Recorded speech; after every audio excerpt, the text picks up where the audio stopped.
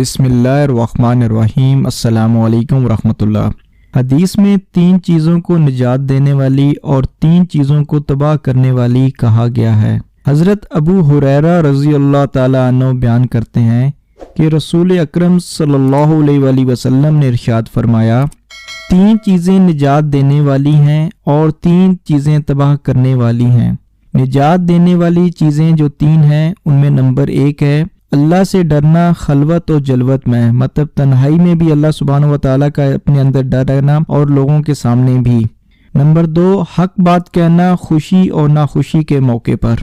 Number 3 اور خرچ میں میانہ روی اختیار کرنا مالداری اور غریبی دونوں حالت میں۔ تباہ کرنے والی جو چیزیں ہیں وہ بھی 3 ہیں، ان میں نمبر 1 ہے خواہش نفس کی پیروی کرنا، مطلب اپنے نفس کا غلام بن جانا۔ نمبر 2 حرص و بخل کرنا کہ بخیل بن جانا، آپ کے پاس موجود بھی ہو تو اس کے باوجود بھی خرچ نہ کرنا۔ نمبر 3 گھمنڈ کرنا، اور یہ تینوں میں سخت تر ہے، مطلب اپنے اندر فخر پیدا کر لینا، اور یہ جو روایت ہے یہ مشکات شریف میں موجود ہے۔ اس کے علاوہ بکھرے موتی جو کتاب ہے اس میں بھی یہ تمام چیزیں موجود ہیں۔ اللہ سبحانہ و تعالی ہمیں ان ہر چیزوں سے بچنے والا بنا دے اور جو نیکی کی چیزیں ہیں ان پہ عمل کرنے والا بنا دے۔ السلام علیکم ورحمۃ اللہ وما علینا الا البلاغ۔